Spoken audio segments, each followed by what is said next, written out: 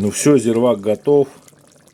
Добавляем все наши ингредиенты.